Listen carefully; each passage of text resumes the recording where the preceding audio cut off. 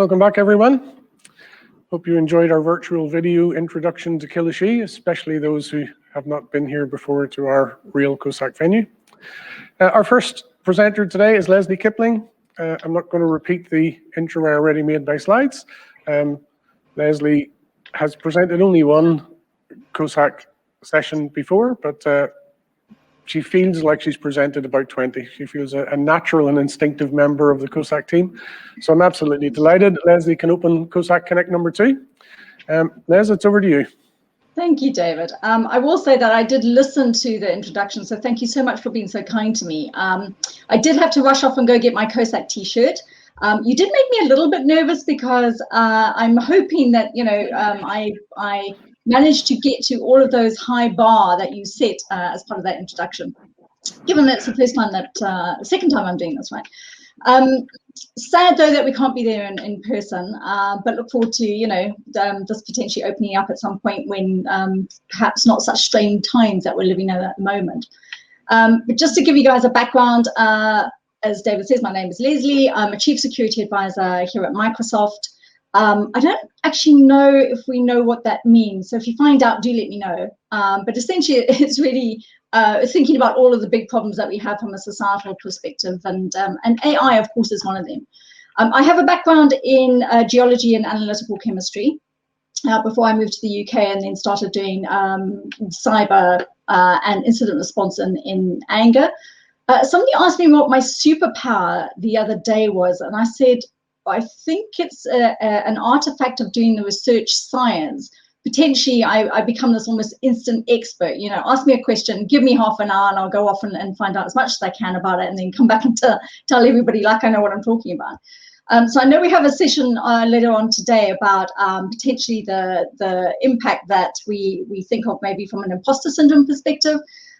But as David mentioned, you know, I've been doing security and incident response, and of course lately thinking about how machine learning specifically can help us in the security field. So I don't feel like I'm being too imposterish, but there was a really good comment in the note, I think it was from Parminder before we went live, who said that creativity is hard to teach, and that's absolutely the one of the key points of this, which is, you know, at some point, that creativity, can we create a consciousness in a box? So essentially, I'm going to start off at the beginning of this presentation with just a little bit of dabbling in science fiction. If you guys can look at my shelf behind me, you'll see that I'm a big science fiction fan, have been for many years. One of the reasons, again, I don't feel like I'm being too imposterish right now. But of course, the thing is, we want to be thinking about the benefits, both in terms of those big societal problems, and then thinking about how we can get those real takeaways that David mentioned in terms of maybe where the rubber hits the road from a security perspective and machine learning. So I am not going to be watching the chat because obviously it's a little bit distracting, but David says he will interrupt me if something comes up that's immediately a requirement for an answer. Otherwise, unless I end up going down some terrible rabbit holes, I will try to leave some time at the end just to make sure that we get some questions and answers in. So, you know, again, the science fiction view of the world is that AI is coming to get us. And of course, if you've been watching things like The Terminator, the movie, then of course, this is something that you're potentially very aware of. So the singularity, which is that moment when computer intelligence is supposed to surpass human intelligence, is right around the corner. And in fact, there was this big research process that went through from all of the AI experts that people could lay their hands on to actually find out when we thought this potentially could happen, or what was the probability of this, the likelihood of this happening. So you know, I think the response was actually quite soon, right? And then the issue is we've either got the approach where this is all going to be terribly bad, we're all going to lose our jobs and we're going to end up living in this unethical, unimaginable apocalypse, okay? Welcome to the future. On the other hand, there is, and again, these two approaches have been widely debated, which is to say that it's more likely to be a utopian society for us. So these are the two different ways of looking at it. I will say, though, that the Future of Life Institute, which I'll talk about in another slide a little bit, works on reducing the global catastrophic and existential risk from what they consider to be powerful technologies, such as nuclear technology, also things like biotechnology, and of course, artificial intelligence has been considered to be one of the risks that potentially could be existential in nature. All right. What we do know, though, is that we are living through a time of rapid change. Again, some comments in the chat that I looked at initially, which is to say, you know, how many enterprise architects have actually lost their jobs to AI? I'll be specific, hopefully none, right? Because this is really, we're talking about machine learning, but also we're skilling up. And it's just very interesting times. So the strange times from the COVID-19 perspective, but interesting times because we're in such a dynamic world at the moment. And in fact, I've heard the terms radical explosion, radical innovation. And these are things that as humans, you know, we've had a very long time to be able to get where we are today. And potentially that makes us feel a little bit uncomfortable. And we think this is going to continue to accelerate, by the way. So before we get down into some of the nitty-gritty of this, it's probably worthwhile just thinking about what AI is, right? There's an awful lot of confusion about what people mean when they talk about it, or if they think about it, write about it, or do about AI. It tends to be full of confusion and very cognitive biases. So the initial term of AI basically came from Professor John McCarthy, who's considered to be the father of AI, because he coined the term artificial intelligence back in 1956, right? He defined the subject as the science and engineering of making intelligent machines, especially intelligent computer programs. And that helps potentially us to start thinking about what the definitions are, because one of my pet hates is when people are talking about AI from the point of view of what we use in cybersecurity, because 99% of what we use in cyber, if not 100%, 99% is actually machine learning, all right? So it's worthwhile to set the concepts of what machine learning and AI are, just so that we know that we're talking about the same thing. And again, when we're talking about AI, are we thinking about that consciousness in a box? What benefit does that bring us from the point of view of humanity? But certainly, we look at AI from the point of view of tech, all right? Machine learning is obviously deep learning, supervised, unsupervised. I'm not going to read the slide out to you, but I think partly the reason why we're in this explosion of change right now is down to big data. So we talk about volume, velocity, and variety of big data. And actually, you know, it's one of those things that I always think that people talk a lot about that, but that people can't do. It's just one of those things that as a concept, everybody thinks they can do big data, but potentially it's not really something. And we have this saying here at Microsoft, which is about planetary scale data. And I'll show you some figures from that in the beginning. But back to the question about graphical design and art. One of my colleagues is Ruth Kirkin-Gill, down at the bottom of the slide. She, in fact, is a artistic designer for Microsoft working inside Office 365. So go and have a look at some of her presentations out there on the internet. She talks about, you know, how she feels about AI and potentially the fact that AI is not necessarily going to be able to replace the emotion and potentially, you know, go off-piste a little bit to do some of these amazing work of arts that we've seen happen from a human perspective. So we tend to slice AI along technology lines. And one of the things that Ruth has been talking about is thinking about AI in terms of its impact. This is something that I think is really an interesting concept. I have yet to see it really take off massively inside the AI field, but I can certainly see the reason for her doing that. As I say, from a security perspective, we're less interested in perhaps the emotion, except, of course, from the point of view of assisting us as incident responders and being able to stitch all this information together. So AI from a tech perspective is a little bit different from what we hear about from a science fiction perspective, okay? So let's just qualify where we're at the moment. So artificial narrow intelligence is essentially a what we refer to as weak AI. So AI that is really good at producing one particular outcome or doing one particular thing very well. An example might be asking AI to get us from A to B in terms of navigation. I won't say that that is not potentially fraught with peril, because there's certainly times when I myself have ended up in a place that I had no intention of being in thanks to AI. Interestingly enough, in terms of dementia and some of the other cognitive issues that we see maybe with older age, one of the key attributes that we have to be able to potentially push this back a little bit is called spatial reasoning, right? Now, if you use a map an awful lot, if you do a lot of navigation for yourself, you've got that spatial reasoning down.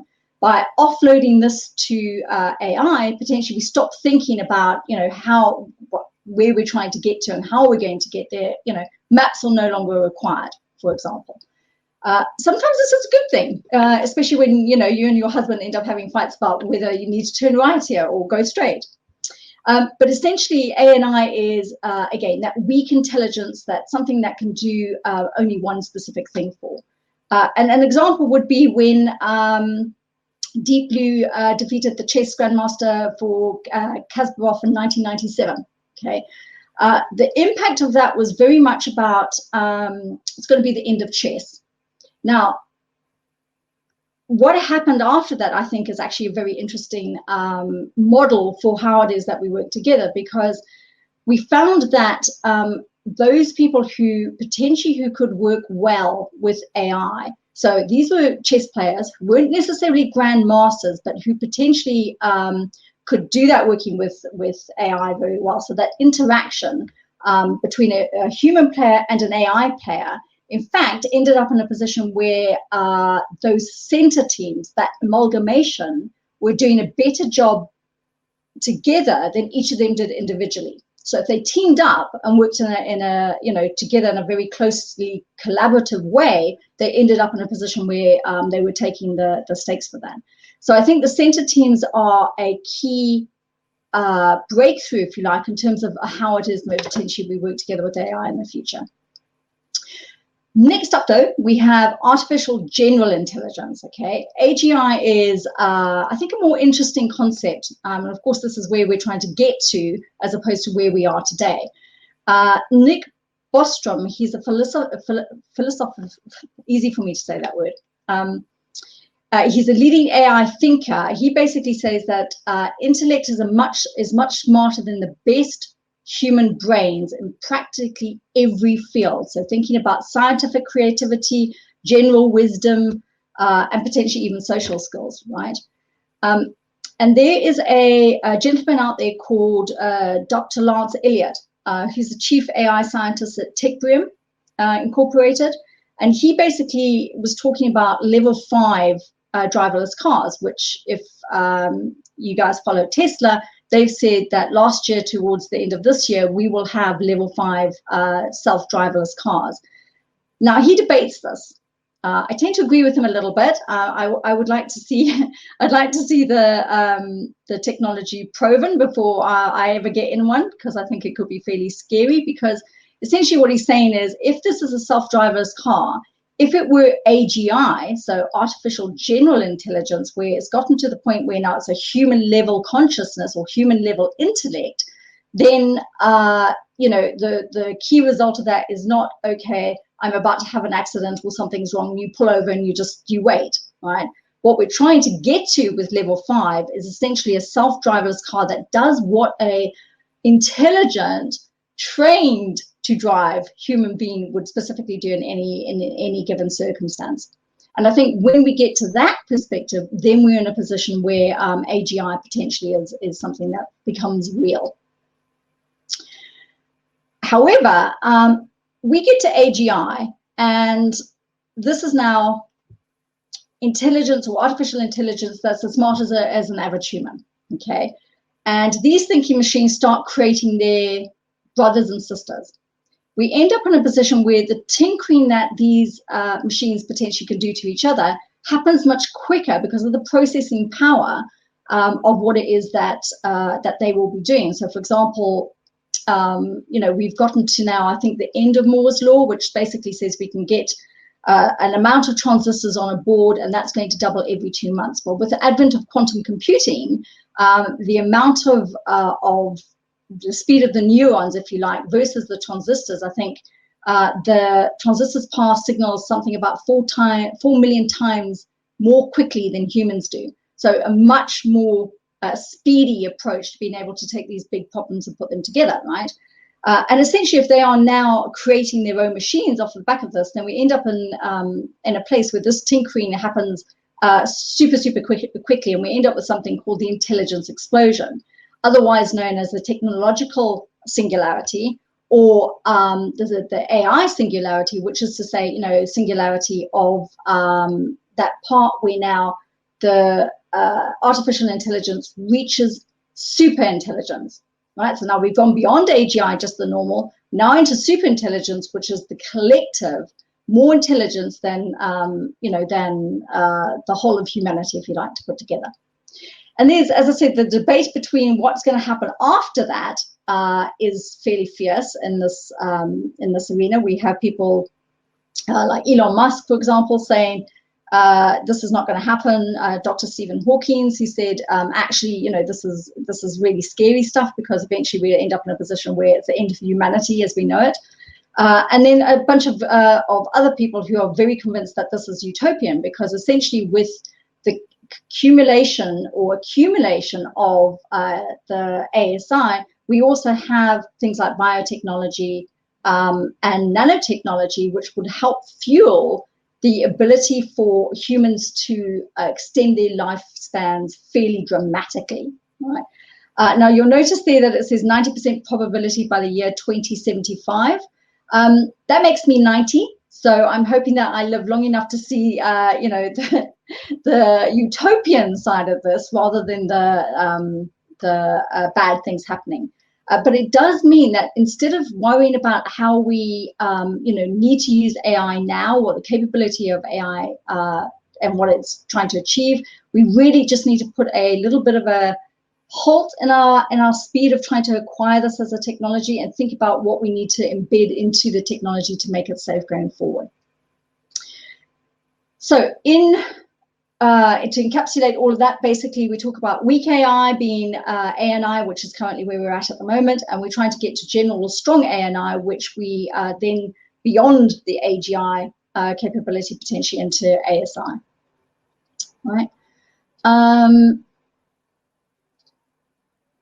had to have a talk that showed HAL. HAL is the heuristically programmed algorithmic computer, HAL 9000 from the Space Odyssey 2001. And again, this is thinking about, I suppose, the negative side of it, where, he's now in a position where he's trying to do something for, and we'll get onto the law of robotics in a little bit, right? But essentially, he's trying to follow his programming, but he's got conflicting programming. And it ends up, if you've never seen the program, the film, I recommend you go and have a look at it. But essentially, it ends up in, that conflict, right? Don't want to share, to potentially give anything away. But partly there is a, if you talk to people about, will we ever end up in a position where AI turns bad? Very often the answer is no, because you can go off and use the 3 laws of robotics, all right? Interesting to me is that every time Isaac Asimov wrote about the 3 laws of robotics, it was to showcase the fact that they didn't work, right? And they don't work because they are too generic, and they are oftentimes simply confusing. An example being, if I have to, do what if I have to do what a human tells me to, is that then any human? Is a 3-year-old the same stance as a mature adult? We have the conflict, such as in HAL, or in some of the books that are being written, which is to say, actually, the harm problem becomes a problem. It essentially sends the robot into a loop, because he gets closest to trying to do what the humans asked him to do, feels that there's harm associated with doing that, and so he'll back off. So it ends up in a shuttle kind of rotational loop, where he can't actually achieve any one of his program because it's too generic, right? However, there is a motion to stop robot abuse, okay? Because you may notice from some of the little films that hopefully are showing on your end, is that there's an awful lot of prodding to make sure that these, even downright kicking sometimes to make sure that these machines can stay upright. In the middle tile, interestingly enough, there is a piece of work that went on by, again, the Boston Dynamics to say, what happens if we put a robot inside a mall, for example? And what happened was that there was an escalating path to violence from children. So in terms of being able to get the robot doing, what they wanted them to do, or potentially trying to mess with his programming, they would even throw things at him. So there was an escalation of violence. So they basically changed his programming to say, stay next to the parent, because then there was less likelihood of problems happening, because now there's adult supervision. But yes, ethically, maybe stop kicking robots, right? But certainly no, I don't think the Asimov's 3 laws of robotics are going to be fit for purpose going forward. So again, that Future of Life Institute sat down in a place called Asilomar back in 2017, had an awful lot of people who came and joined them, and they basically promulgated what it was that we needed to do from an AI perspective going forward. That is something that we, again, entirely here at Microsoft, we take on board. Satya Nadella actually laid out in his Slate article how we govern through a principle approach, right? And what the 6 principles for ethical AI were. Now, culturally, Microsoft is a very different company than it used to be. In fact, I've been here for a very long time now. And partly that culture change is required, both because of the dynamics of the fact that there's so much change happening. But again, having somebody like Satya come down and set the culture from the top-down approach is really impactful from us from the point of view of just putting that little bit of cautionary, halt in there, and just thinking about what it is that we need to do to come out on the utopian side of this, rather than, the dystopian side of it. This has led to us writing these principles. We started also the Ether group, which is thinking again about the artificial intelligence and the ethics approach to it. So we have a whole board, we have a framework in place. And the interesting thing is that this started off after Tay, which you may know about, but Tay was a chatbot which essentially was designed to talk to teenage level American, American peoples. It was based on a chatbot that we had done called Chow Ice out of China. We had, I think she's on her 8th iteration now. She's been around for many years and we never had a problem. So the interesting thing is we set up Tay as a chatbot, and that went horribly wrong. It's like 24 hours, we basically had to take her down. So instead of that being a fireable offense that potentially it would have been in the past, with Satya, as I say, he sat down and then actually wrote out his Slate article and then thought about what the framework was and what the ethics we would need to think about that. And as I said, the net result of that is that we've now got all of those frameworks for how we build products ethically as part of that piece of work he did.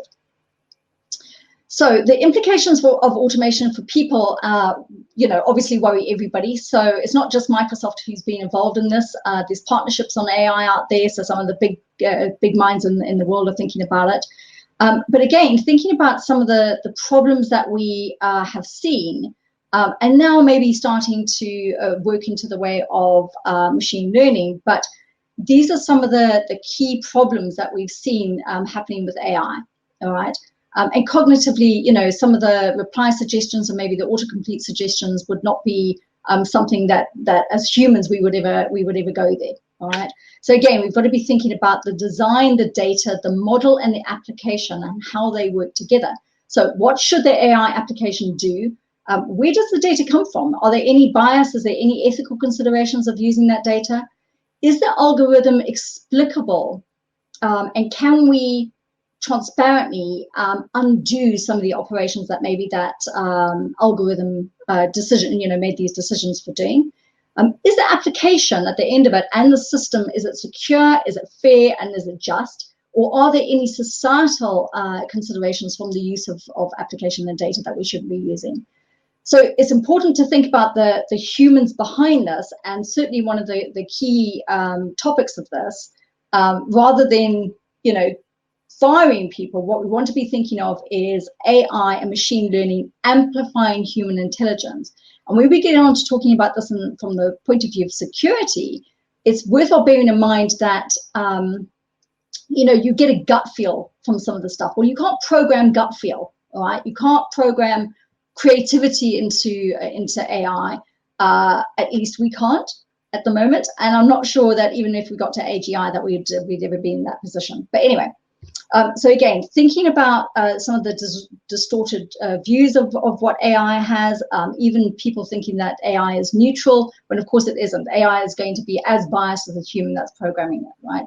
And this again comes back to diversity of data, but diversity of people, diversity of thought, and why we look to be able to hire people who, for example, in the security world, are not just ex-security professionals. And in fact, at Microsoft, quite a few of the new security hires are data scientists, because they come with that mindset of, how we can teach machine learning and be able to get machine learning to be useful, right? So I mentioned that we oftentimes then think about how we create and how we connect our research with some of the core challenges that we're facing. So not just our research, and certainly when you talk to Microsoft or the Googles or the Amazons of the world, down at the data science level, although of course being human there is competition, it certainly isn't from the point of view of a monetary or organizational perspective. Because they've been this. So if that's the case, why are we even considering AI? And of course, the point of this is that there's AI for good, all right? And we spend something like 125 million commitment to empower those people who are using or need to use AI in ways that can potentially move forward the human collective, if you like. So that's divided into those 5 sets of activities that we're doing, including things like AI for good, and certainly there's an awful lot I can share with you about what we're doing from a sustainability perspective and how we're using some of these technologies for protecting things like forests and thinking about how we track wildfires, which is very relevant at the moment, right? So if we can get to Irvin John's good which you actually wrote in 1965, to be able to say this is the last invention that man need ever make, if we can get to the point that we are actually doing that in a way that there's that ethics and that consideration built in. And one of the key statements, if you like, which again was made by Neil Postman, which says that there's a bunch of things that we need to consider, but actually leaving technology just in the hands of technologists. In fairness, he said Bill Gates, so we cross that out and we say technologists because, yes, it's not just about Bill Gates, right? But it is important that we just don't leave technology in the hands of technologists. So to wrap up that section then on AI before we move into ML, it's a hard human problem, all right? This isn't something that's a technical problem. It requires all of us to be thinking about what it is that we do from an AI for good perspective going forward, and potentially making sure that we are thinking about these things before we end up in a position where we don't have time to think about these things. All right. So moving on to ML specifically now. As I mentioned before, generally around about 99 to if not 100% of what we use inside security is machine learning. The reasons why we look at machine learning, and again, to give you some context, in the Cyber Defense Operations Center, which is Microsoft's Security Operations Center, we have something like 8.2 trillion signals a day that come through, all right? We don't look at anything that isn't a 90% true positive rate, and yet we have an MTTR, which is the mean time to resolution, down to about 6 minutes, which is almost unheard of in the industry. And simply put, that's because of machine learning. So this scares a lot of people because, again, coming from the security world, it's about knowing all the stuff. Give me all the data. And unfortunately, today with that, that consideration about big data, we're in a position now where the data sets are so large that we can't, as humans, ever find anything potentially meaningful for it. Now, that, again, doesn't take the human out of the equation, because what that's driven for us at Microsoft is the ability to, take the data scientists in, as I say, to work on the high-speed remediation, but it frees up people to become proactive incident responders versus reactive. Right. So again, if you've got some time away from the coalface, that's a good thing, because if you've ever done incident response, you know for a fact that you could spend your entire life doing this stuff. And then you get very old and very shaky very quickly. So we have to be thinking about how we protect our people in terms of incident response. So rotating them. We have a saying that says that if you've been working on an incident for more than 3 days, then 50% of your humans are operating at about 50% of their mental capability. And that basically means that perhaps one person out of the people that you have working for you have, the agility of mind to be able to be making the right decisions at the right time. So what we do is we split off our incident responders into that reactive team who will join a high-speed remediation team to be able to work the problem. And we give those guys who we think of now as the proactive team, and of course it interchanges, but their job is to go back through the machine learning, take information that we have from people like Mystic, our threat intel teams, what we're seeing out there from some of the groups that we're basically tracking, and be able to put that into meaningful, so basically what we call cold path hunting, pull that information and that data back out of storage. Again, because people don't realize that we have to pay for this compute power in the cloud as well, all right? So we want to be meaningful about the data that we're gathering, and then thinking about the analytics that we're running on that data. So again, a second thing that we talk about is actually keeping the analytics where the data is, and not keep moving the data around the world, because the data is just too big to move it. As I say, mean time to resolution of under 6 minutes, and also, as I say, gives the ability for us to be able to retrain the machine learning if we see that anything's wrong with it, but be mindful about the data that we're actually using as part of that platform approach to thinking about how we find what these attackers are doing. So to give you some perhaps meat on the bones, if you like, this is what some of our Mystic teams basically monitor. So we have, VisOps is something that people are very interested in from a security operations perspective. This we start to monitor. So as we start to see the outbreaks, the world map goes from fairly black, which actually interestingly also follows the sun and maybe follows other people's weekends in terms of time zones.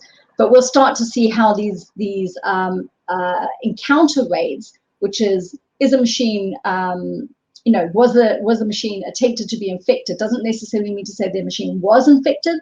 So an encounter rate is essentially somebody trying to compromise that machine. So we basically had 2.6 million people over 200 countries. They got attacked by 1.7 million new pieces of malware. Okay, that's new pieces of malware that's never been seen before. The interesting thing about this, though, is that 60% of those attacks were over within 1 hour. All right, and that's because 45% of those attacks happen and we never see them again. All right, so this is also one of the reasons why when we write our digital report, we are basically saying our digital crimes report, we're basically saying, rather than doing it sort of every 5 minutes, because you get a peak for malware that essentially then goes away and never comes back again. We want to be able to look back almost historically and see what's happening over the course of the last 6 months, so that we can come up with trends which are meaningful from the point of view of us from a security perspective. But this is key. If you think about it, this is polymorphic malware. This is one of the key reasons why we want to be thinking about machine learning in security. But the interesting thing about this is in many cases, there's no time to react. All right, we have to protect the first encounter or we fail. And we're now in a world where response doesn't always matter. So now we have to be thinking about machine learning to how we protect that first victim from falling over. But of course, the fact that we now have machine learning doing this means that we now have adversarial machine learning, because now the bad guys are specifically looking at how they can mess with these models, which is the topic that's about to come up next. So we really want to be thinking about the speed of response. Okay. The second thing, the reason why we do some of this thing is because we've got that shortage of skilled labor from the point of view of security personnel. So again, security people generally have been in the industry for a very long time. I think the estimate is that we're going to be short of security people to the tune of something like 3.2 million people by this year, next year. So yeah, if you're looking for a job and you're not in security at the moment, potentially this is the place to be, right? But there's concepts of then thinking about machine learning for security, and then the security of machine learning, and potentially then for security, right? So it can get a little bit confusing. But essentially, we're using machine learning to provide new security techniques, enhance existing processes, but also to be able to stop that alert fatigue that we get, because now we've just got alerts happening from everywhere, and thinking about how we collate that information in a meaningful way and cross-correlate it and just put it into, to be able to speed up, I want to say auto-healing, if that's a concept that resonates, because we want to get to the point now where the speed of the attacks are such that as humans, we can't really get involved in all of them. It's just too quick. So we do need to be thinking about how we can use the systems in an automated fashion to fail safe when something goes out of, there's perhaps a little bit trigger. Now, the interesting thing about that is, as we start to accumulate signal from the operational technology perspective, so places where safety systems are very much a concern. Not that we're saying that we're starting to see an amalgamation of OT with IT, but the signal from OT and IT, operational technology, information technology, but also then thinking about the billions and billions of new internet-connected devices that are going to be happening, the IoT devices. Essentially, all of that signal needs to be put into a place that we can actually see that. And I'm going to talk to you about the One Observability platform in a little bit. So again, we want to be able to get away from false positives, because false positives are, they're the killer, right?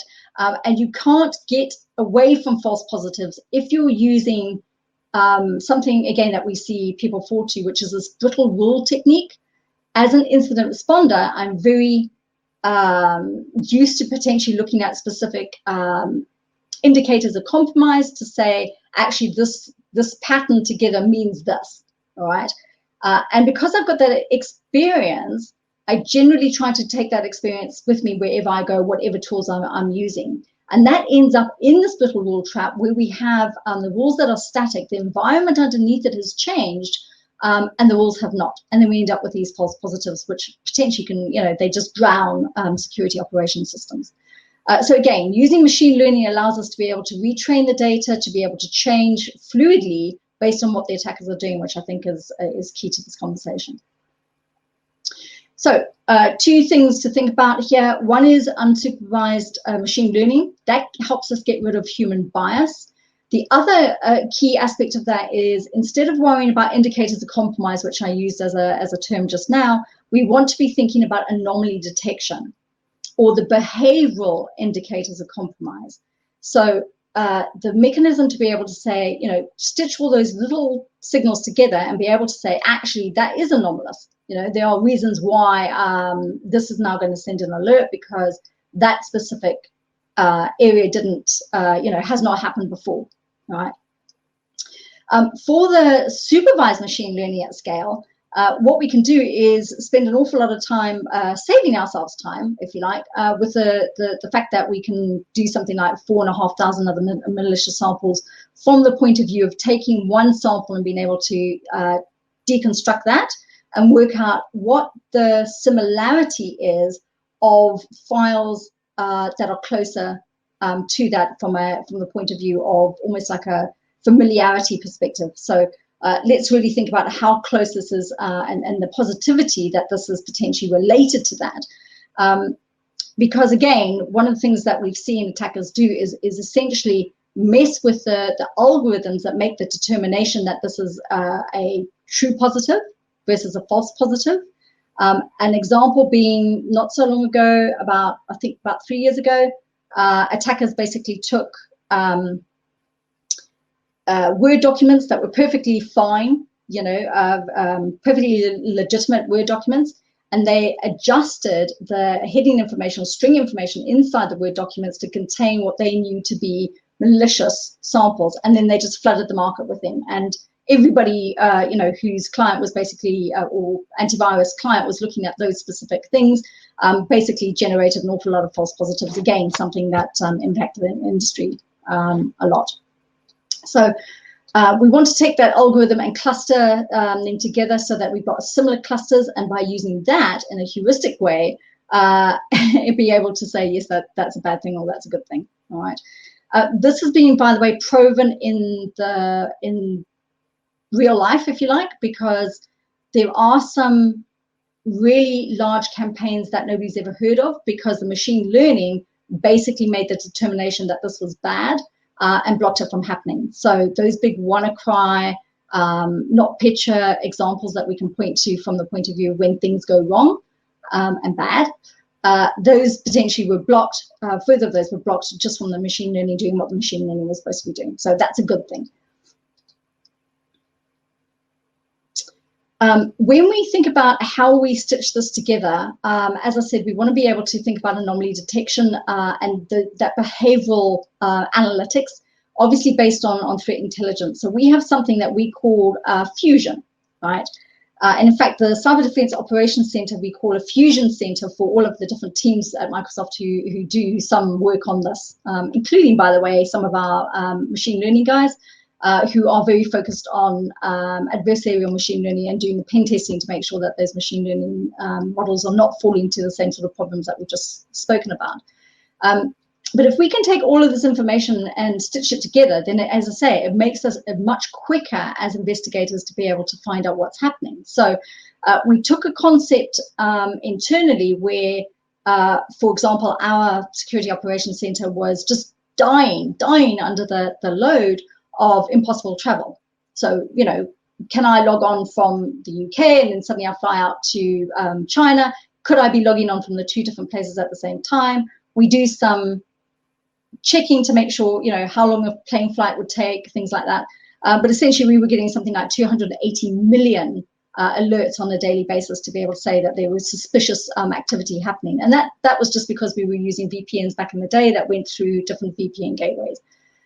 So we applied machine learning to be able to help us with that, and we dropped this down to something like 0.00, can't remember what the zeros, 1%. So much less to be able to say, actually, now as a human, we don't need to be looking at that, right? Equally, maybe sometimes we can put this in the hands of the person that's had this happen to. We could, for example, send them an email and say, are you actually really in China? Or, maybe some other mechanism of actually reaching out to them directly to say, can you confirm this is your behavior? And we've seen that work quite well inside Microsoft as well. So Fusion is a mechanism for us to be able to say, let's take all of the data that we have, and there's a lot of data. So if you think about it as a funnel, if you like, there's a bunch of information spread across identity, Office, Azure, activity, for example, and then we start to apply machine learning to be able to take all of those billions of bits of information and start to narrow it down to millions of information. The vast majority of the algorithms that we use are public facing. So in this case, the Monte Carlo chain simulation model that we use to be able to just take what's interesting or what's partly, what we want to focus on in this very huge data set, and then be able to stitch that together. We do have what we refer to as a probabilistic kill chain, which is really a black box piece of technology because of the adversarial machine learning, which is us being able to say, is that attacker following a specific kill chain process, or is that just, you know, noise? All right, and then take all this information, stitch it together, and then basically come out with, you know, with these 90 cases across 70 customers that we had inside a month. All right, so those were true positive cases that we could reach out to people and tell them that something was wrong.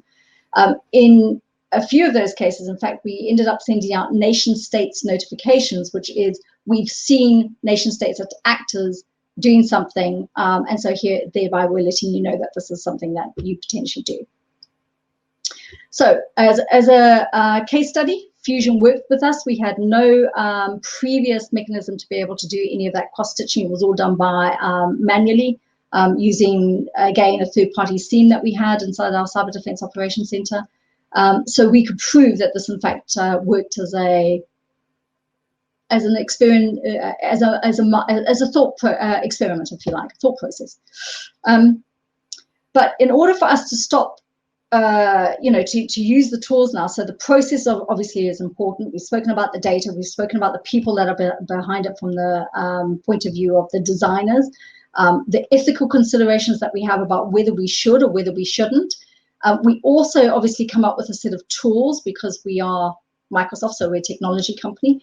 But we want to be able to share these. So we work with people like MITRE to say, actually, there are adversarial machine learning threat matrix out there that we just went public with, which essentially is then to say, you know, can we determine when the machine learning is being poisoned? Is it doing something that wasn't part of its programming? And then can we pull that information into our MSRC, which is our the same team that does the patches, right? So releases the patches every second Tuesday of every month, and that information then goes back into to inform all of that signal data that we have across that platform to be able to say actually it's a bad thing or it's a good thing. We also came up with something called counterfeit. I don't know if you guys have seen this. Let me just pull that out. Yeah. So again, counterfeit is a tool for us to be able to say, can we assess the security of ML models? So again, internally at Microsoft, we have something called One Engineering. Interestingly, everything's always one something at Microsoft, right? We'll talk about the One Observability platform in a bit. But the ability to be able to say, you know what, a similar concept to how we did it from a CDOC perspective, let's take, you know, those guys that we would consider to be senior developers, and let's get them training the ML, let's get them training, you know, perhaps less senior developers in a way that when you type in something on a platform, that platform is actually telling you in real life that this is not something that you should be doing, okay? So if we can, and by the way, that reduced the amount of bugs that we're going to pre-test fuzzing, right, down by something like 60%. So as you start to type a function which potentially is considered to be insecure, it pops up and says, well, actually, do you want to use that function? How about using this other function as well? So again, if you're getting into the artificial intelligence world, machine learning, obviously from a security perspective, then think about using some of these toolings to help you, to assist you. Now, the One Observability platform, again, as I mentioned, we've got just petabytes of information that flows through. Bearing in mind, again, Microsoft's data centers, we take information from there. We have the intelligence security graph, so all of the threats that we talked about initially, we share across the intelligence security graph. So it's not just if you've got Microsoft products, then hey, that works. We want to be doing this for the good of the ecosystem as much as anything else. For us, again, is starting to pull all that information through all of these different places into a data center, okay, the cloud, but essentially a place that then gives us the ability to be able to look at all of that data with context to be able to say, is this useful? What does this mean to us? Okay, so observability is way more than just monitoring, and we want to be thinking about that intersection of all of that different all of those different signals that we get from across the platform. But we have to be thinking about it from the point of view of compliant, consistency, comprehensive, and cost-effective. Again, an example will be if it's compliant, we need to make sure that that data as a minimum level is required by every team inside Microsoft to be compliant before we start shipping anything that emits telemetry, right? It has to be comprehensive because we are saying we need to have that cross correlation between things like servers and devices, and also cost effective because, like I said, if you start working in the position where you just have petabytes of logs and trillions of metrics per day, whilst that reflects the growth of the businesses, it sometimes becomes cost ineffective, if you like, just to gather all of the data.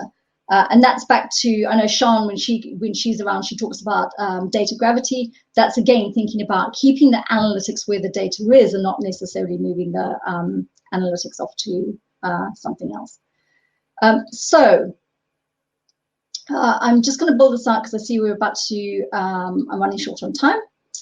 Here's some of the different places that we get information from. Just as a matter of interest in terms of Asimov, because of course we have science fiction fans who work inside Microsoft as well. Back in the day, Xbox was considered to be our fourth cloud. Now our clouds at the moment are Azure, Dynamics, and O365, because Xbox essentially moved to Azure. All right, so all of the rich telemetry that we can pull from things like Xbox, which by the way is one of the most attacked platforms in the world, for obvious reasons, we can pull that information into what we see from a telemetry perspective and have that inform our products as well. Some numbers for you that you can potentially take away. As I said, so 2 trillion events ingested per day, 8 trillion signals per day into our Cyber Defense Operations Center. So these are big numbers, I think anybody would agree. Okay, so there's a gentleman out there called Peter Hinson, I'm sorry. He's essentially written some white papers to say, look, these are the things that we have to be thinking about. We have these cocktail of capabilities, for example, things like the biometrics. It's not what I'm thinking of, but the ability to be able to take what we're seeing from a biological standpoint and pull that together with AI, nanotechnology, quantum computing. These are all technologies that are going to feed together and will continue to get to this point where we're just literally cascading a bunch of changes going forward. So if we think we're in a fairly dynamic time right now, I think it's only going to get worse going forward, right? So we should be prepared for it. So as engineers, as perhaps business owners, as big thinkers, if you like, then these are some of the times and the amount that we should really spend to be thinking about what's coming, not necessarily tomorrow only, but what's going to happen the day after tomorrow, and spend some time, 10%, even if we spend 10% today on what happens after tomorrow. Might not seem like much, but devoting even that small amount of time and energy to the long-term view can generally facilitate enormous long-term benefit. But of course, we have to end off with saying that any advanced, sufficiently advanced technology is indistinguishable from magic. And that's it for me. So hopefully I've given you something that is a little bit thought-provoking. One of the key things, of course, is to think about how we can support an AI continuum of bias, of unbiased, and thinking about ethical behaviors. And then potentially we can do that both from the point of view as being individual people, and as, of course, part of these big organizations, or organizations big and small, if you like, just to make sure that it tips on the right side of that equation. David. Thank you very much, Lesley. Questions are starting to roll in. I'm going to be cheeky and start with my own, if that's okay. And forgive me for being a fluffy architect. But way back, you were saying that Asimov's laws of robotics were too vague, and you produced a framework of 6 principles, yep, such as assist humanity and dignity.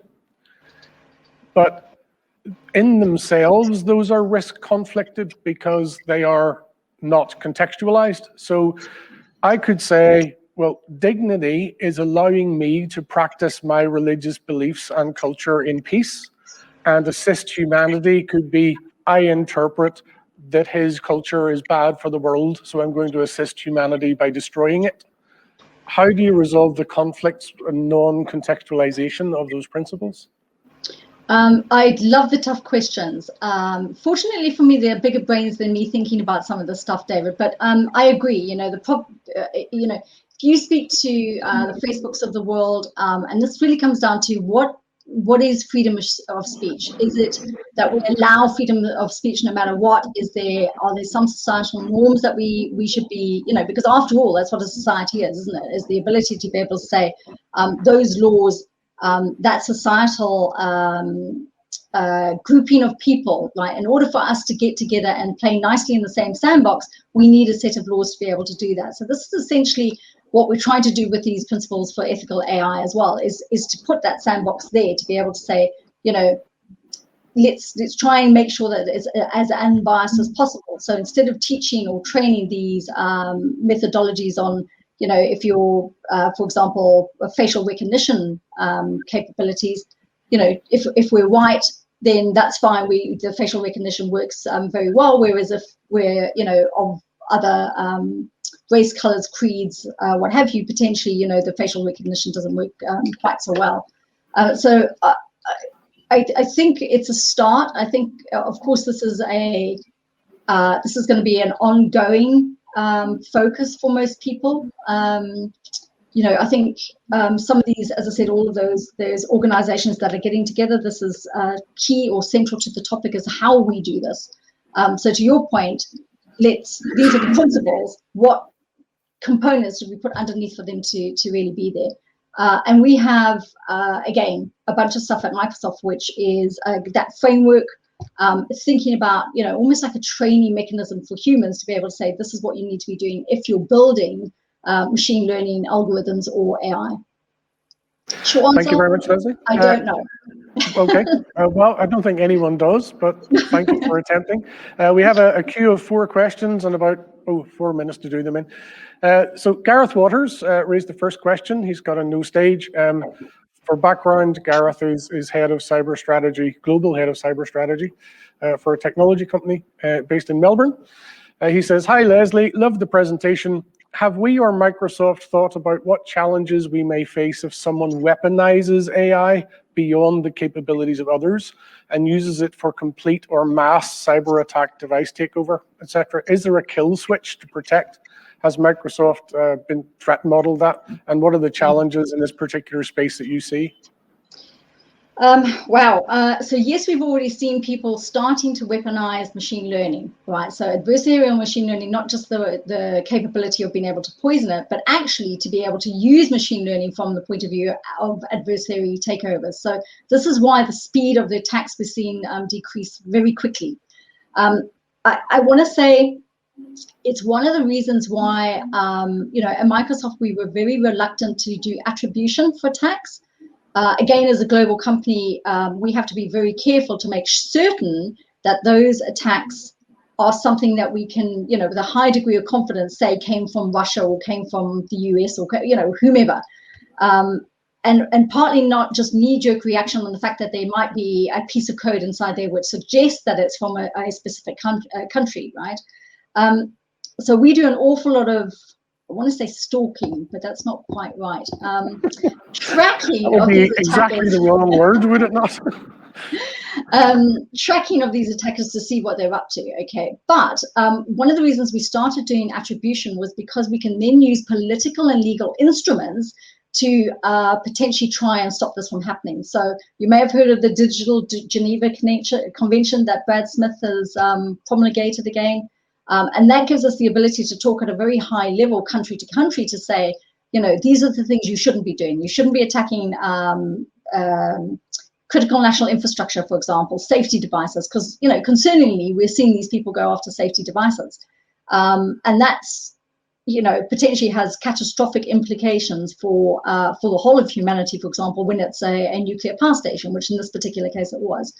So again, having those political and legal instruments to be able to do something is one of the reasons why we've started to do that attribution. But again, sadly, we're hoping that that's never going to be, never happen. But again, we want to be able to have that conversation at a high level, government-wise. As a natural-born Irish cynic, I would say political will and agreement for how we use the internet was easy, wasn't it? So it's bound to be easy for AI.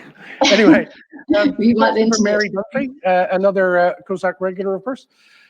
Mary says, assuming Gartner is correct that 30% of CISO effectiveness will be directly measured on the role's ability to create value to the business. Hang on, I'm going to interrupt that question. Sorry, Mary, I can't help it. 30% of effectiveness is directly measured on the role's ability to create value. What are you doing with the other 70%? That's a complete nonsense. Unless you're delivering 100% of your time as value, then why have you got a job? Anyway, far be it from me to correct Gartner. 30% of effectiveness is directly measured on the role's ability to create value to the business. How can AI be measured for contribution to the business value from a security perspective? Mary, I think that's a great question. I also think we're in a position right now where most organizations think of this magic thing, all right? And again, there's an awful lot of hype inside the industry about what AI is, what machine learning is, and whether people actually have it or not. So again, being able to write a static rule does not make ML, right? I think, partly the point of the one observability platform is to be able to say, and this is, I think, key to people's journey when they start thinking about ML and AI from the point of view of an organization, which is own your data, right? You have the data already before you start thinking about what you need to do with it from a machine learning perspective, because of course now you've got to make sure it's clean, there's a bunch of things you have to do to that data before you can use machine learning in any meaningful way.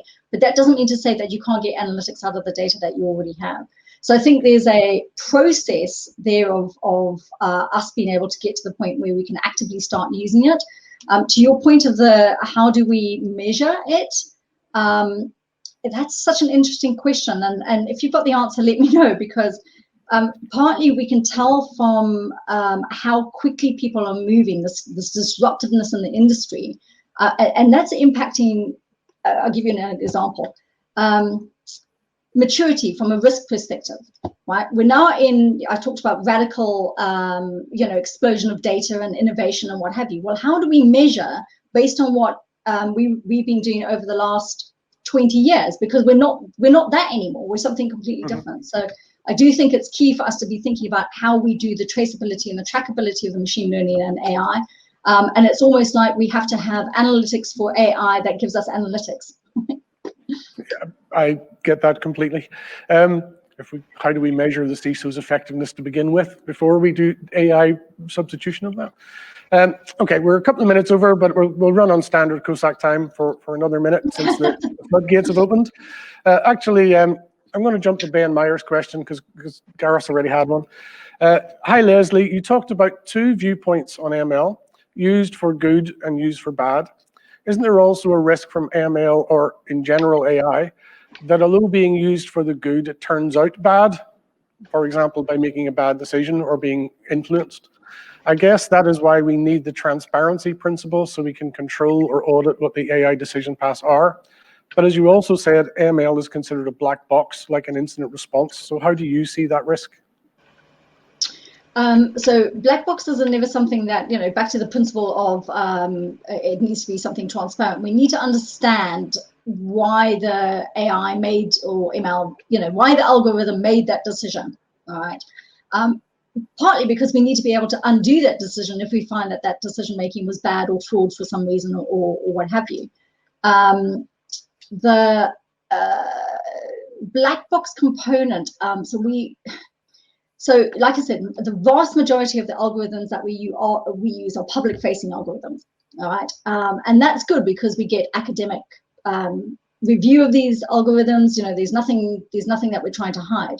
But we also have to balance the risk of saying, were we to let this little black box out? And really, it's just, for us, it's, as I said, that probabilistic kill chain stuff. So that is actually based on the huge amount of data that we have at Microsoft. So we talked about velocity, volume, and scale of data.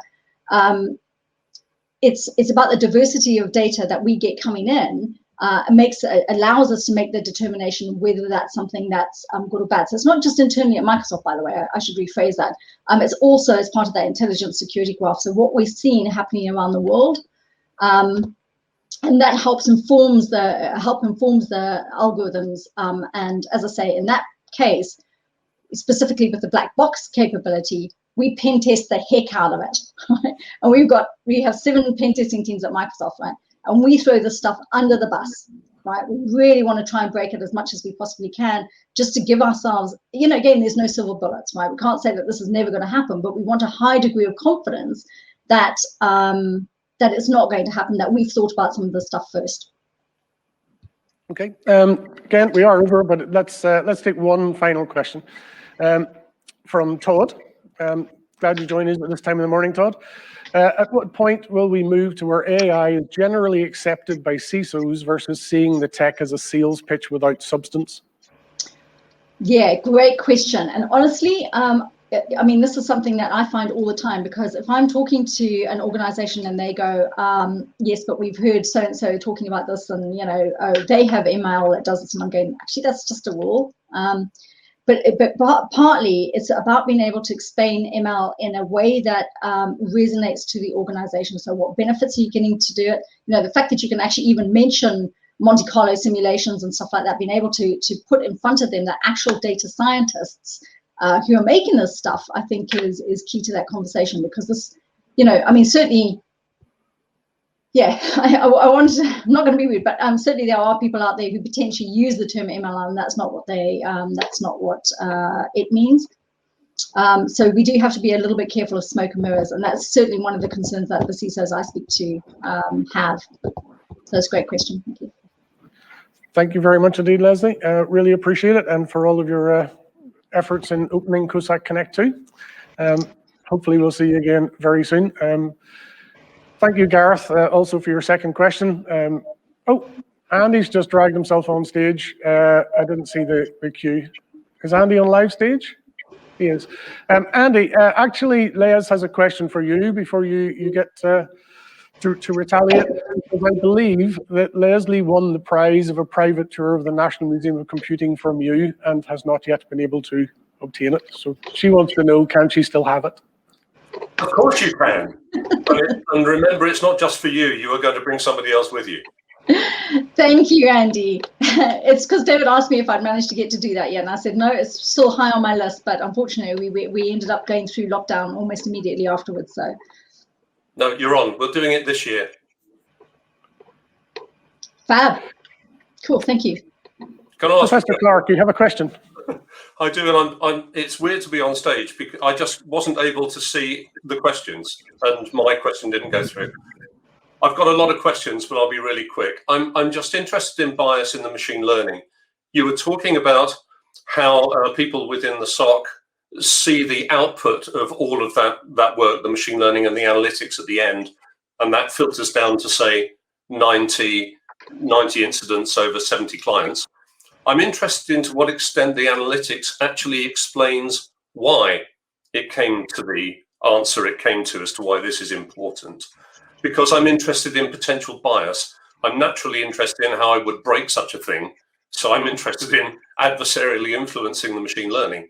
So the first thing is, does it explain why?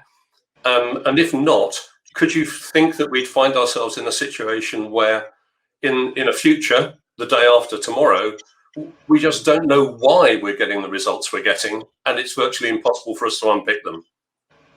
Yeah, context is everything, right? And I completely agree with that. And partly, so the way that we do it from the point of view of that diagram that you mentioned is we say, okay, well, it's coded with Lockheed Martin's kill chain, right? So how do we know there's, and of course we've done a lot of work with MITRE now to be able to say this is the tools, techniques, and procedures that the attackers will go through, right? And so each of those give you a specific number. Well, we also have to think about it from the bottom view up, which is that's great, but how do we know that we're, what data do we have that determines that actually that attack matrix applies, right? So the detect and the defend side of that house, if you like. So context is partly along, we look very much at it from the point of view of entities inside Microsoft. So again, from an anomalous behavior perspective, is it likely that I'm trying to get to a machine that I've never gotten to before, that I'm trying to get to data, that I've now got this huge amount of data that I'm trying to exfiltrate from Microsoft. So all of those become behavioral indicators of compromise that are stitched together. But that doesn't mean to say the machine learning always gets it right. So to your point, oftentimes, we're in a position where it's a very interesting thing that we're trying to discover. And I can talk about SolarWinds at some point as well, if anybody's interested. But being able to reverse engineer what it is that the machine learning has made the decision about those things requires that kind of human intellect, or at least the training that goes with being security professionals for many years. So back to that gut feel thing. Well, that didn't really make sense. What happened? How did he get from here to here? Where's the gap in the middle? So I think that the rollback perspective, and as I said, we do have a bunch of people at Microsoft who go back and do the coal power planting. And that, again, is as a mechanism to be able to find out what did we miss, right? Because there's going to be something we missed. But basically what we're trying to achieve is preventing attackers from hiding inside organizations for the 250 days, 300 days, or whatever is that, depending on which report you read. So we want, how do they get away with just doing the stuff for such a long time? Because once you're in a position where the attacker has been embedded for such a long time, it's massively painful to try and get rid of them. So again, as he's moving things together, those light up little targets, and we can put those things together to make something that's a more cohesive story. And then, from an investigation perspective, it's an incident. But like I said, that incident then becomes the context from a behavioral learning perspective in terms of what activities have I been doing over the last 5 days, 3 years, 30 months, whatever, and then stitch that information together, or allow that to add context to what it is from an investigation perspective we're doing. I get that. I'm sorry, David, for going over time, but I'm just interested in whether typically, currently, when analytics deliver that result, they actually have a form of taxonomy that goes with it that says, and this is why. They do. Okay. They do. Ontology. I should have said that, sorry.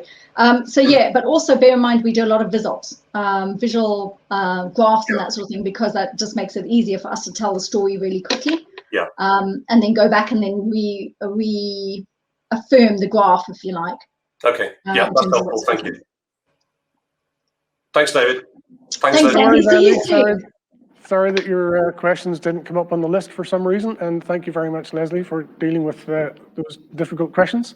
For those new people who are new to COSAC, you may be wondering why we let a session run over for 13 minutes. Well, because it's valuable. That's why. So hopefully I will be able to deliver you some value in a couple of minutes as well, and my slides will be loaded and the session will be live in just a couple of minutes. See you in a couple of minutes.